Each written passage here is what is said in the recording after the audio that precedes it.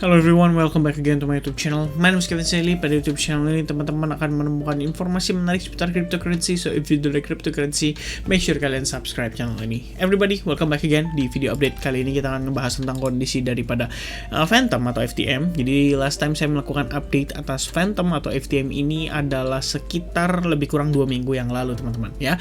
Last time kita melakukan update, kita membahas tentang potensi dia terrebound dulu before dia melanjutkan penurunannya menuju potential wave C. Jadi tanpa berpanjang lebar, kita langsung masuk ke dalam technical analysis untuk pekan ini teman-teman. So kalau kita lihat dari pergerakan keseluruhan daripada si FTM, so far teman-teman ini masih sesuai dengan ekspektasi kita. Jadi seperti yang kita lihat, bayangan saya adalah ketika kita ngelihat proses yang terjadi pada FTM ini merupakan potensi daripada proses koreksinya. Seperti yang kita perhatikan teman-teman pada video FTM udah sejak lama ya. Jadi saya bahas FTM itu kayaknya udah cukup lama banget teman-teman ya. Saya discuss FTM itu maybe kita boleh coba lihat ya. Ini saya lupa banget teman-teman, jadi make sure aja teman-teman ya. FTM ini kita lihat ada beberapa video update untuk FTM yang last time kita ngebahas tentang FTM itu. Hal yang perlu kamu pertimbangkan pada FTM ya, holder FTM ini adalah berkisar lebih kurangnya 5 Januari 2022. Kita ada sempat ngebahas di sana bahwa ada potensi FTM ini akan masuk ke fase korektif besarnya. Kenapa demikian? Karena kita ngelihat di sini terbentuk yang namanya korektif pattern, bukan korektif pattern, lebih tepatnya kayak reversal pattern ya. Kalau kalian perhatikan dengan seksama, ini kita bisa consider sebagai potensi rising wedge pattern teman-teman. Dan tidak hanya itu, karena pada indikatornya sendiri memang menunjukkan ada yang namanya bearish divergence ya. Jadi memang secara pergerakan overall bagi FTM sendiri idealnya adalah melalui proses koreksi dulu. Dan kalau misalkan demikian teman-teman, ini kita lihat overall movementnya kita ini berada pada wave 1, 2, 3, 4 dan terakhir potential wave 5 ya. Secara overall ini kita bisa consider sebagai wave satunya dia ya untuk yang bigger picture-nya.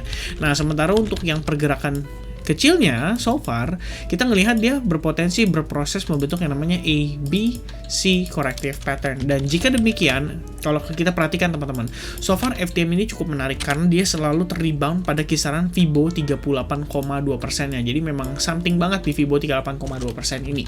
Nah, kalau misalkan demikian Fibo 38,2 ini akan menjadi potensi key support kita, maka kita perlu ngelihat FTM itu mendapatkan impulsif reversal pattern atau bullish reversal pattern pada kisaran area mendekati level 1,05 dolar. Itu adalah satu area atau level yang kita perlu banget untuk perhatikan teman-teman ya. Itu berada di kisaran level 1,05 dolar. Nah, so far pembahasan kita terakhir, ini kita lihat adalah wave 1, 2, 3, 4, dan 5. Ini terakhir saya upload itu adalah Februari 25, 2022 ya. Jadi kalau kita lihat prosesnya, ini so far memang kalau misalkan untuk menuju wave C itu lebih panjang prosesnya. Jadi kita lihat di sini A, B, and then potentially C wave corrective pattern, and then A, B, and then C wave corrective pattern. Lalu sekarang kita menuju wave 1, wave 2, wave 3, wave 4, and then wave 5 ya. Nah, to be honest, sebenarnya wave 4 itu nggak boleh overlap daripada si wave 1. Cuman di sini kita ngelihat ada pengecualian, terutama posisi kita saat ini berada pada korektif movementnya dia ya. Jadi kita pikir di sini yang penting overallnya adalah wave B to wave C-nya ya teman-teman. Jadi cuman kalau misalnya kita berbicara untuk wave C sendiri itu biasanya prosesnya lebih memakan waktu. Nah, kenapa prosesnya bisa lebih memakan waktu? Simple reason teman-teman. Berarti kalau misalkan situasi kita ini cara saya membaca ya, seandainya overall movement bagi FTM adalah impulsive move uptrend, which is ini adalah proses korektifnya dia, kita perlu melihat proses korektifnya pada finishing dia itu lebih memakan proses yang lebih lama teman-teman, which is menandakan atau memberikan indikasi bahwa sellers itu tidak memiliki power yang cukup kuat untuk mendorong market FTM ini dengan istilahnya mendorong harga FTM ini drop lebih jauh lagi. Jadi itu adalah proses yang kita lihat kenapa di sini saya mengatakan ada potensi 5 wave menuju ke penurunannya dia. Dan so far kalau kita lihat dari sini, setelah kita testing level support atau resistance terakhirnya, wave 4, kita benar-benar mendapati rejection-nya. Dan kalau kita lihat, ya ini posisi sebelum terjadi, kita benar-benar terrebound, dan setelah terrebound, kita drop cukup signifikan. So far, area yang berpotensi untuk menjadi wave 5-nya adalah kisaran level Fibo 38,2%. Kalian juga bisa menggunakan yang namanya Fibo extension pada wave 1 menuju ke pullback-nya dia. Dan kalau kita perhatikan teman-teman, pada kisaran area lebih kurangnya 1,08 $1,5 itu merupakan area confluence of Fibonacci, terdiri atas Fibonacci 38,2% dan Fibo 100% pada extension atau ya lebih kurang berdasarkan wave 1-nya dia so far ya. Itu pergerakan 100%-nya adalah di kisaran level 1,05 sampai $1,08, which means di sini kita berpotensi melihat area tersebut sebagai key support-nya kita. Nah, lain ceritanya kalau misalkan based on rising wedge pattern. Kalau misalkan based on rising wedge pattern, maka kita bisa ukur dengan posisi tiang badannya ya. Lebih kurangnya saya mungkin akan ambil dari sini aja teman-teman ya. Dan saya akan geser ke sini. Jadi lebih kurang secara targetnya based on rising wedge pattern itu adalah di kisaran level $0,2, which means sebenarnya cukup jauh dan cukup signifikan kalau misalnya kita drop sampai sana, dan mudah-mudahan sih nggak perlu teman-teman ya.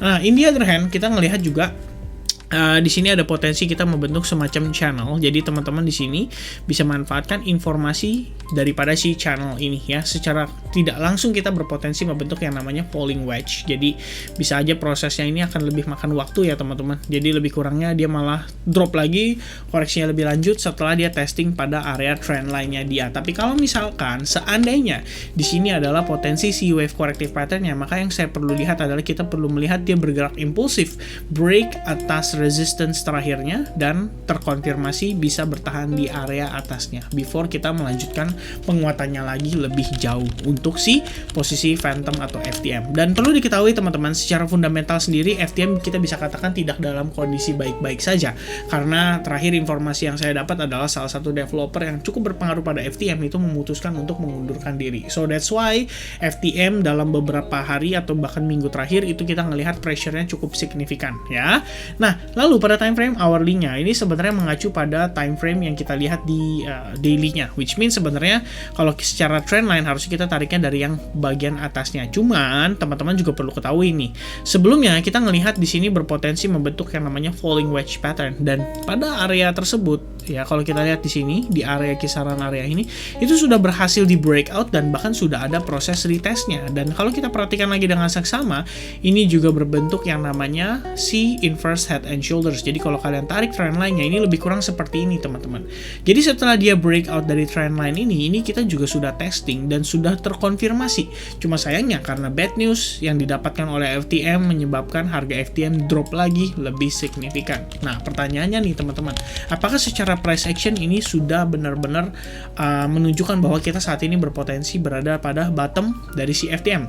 Nah, terus terang teman-teman, kalau misalnya kita lihat dari time frame 1 jam atau pergerakan 1 jam terakhir, di sini kita ngelihat memang balik lagi ya, karena market weekend biasanya cenderung tidak terlalu volatile. Jadi memang nggak bisa expect informasi terlalu banyak dari apa yang didapatkan pada pergerakan sepanjang akhir pekan. Jadi teman-teman, kalau untuk saat ini mungkin ya untuk FTM saya cuma perlu ngelihat pada time frame daily-nya, dimana kita apakah bisa mempertahankan kisaran area support di $1,05.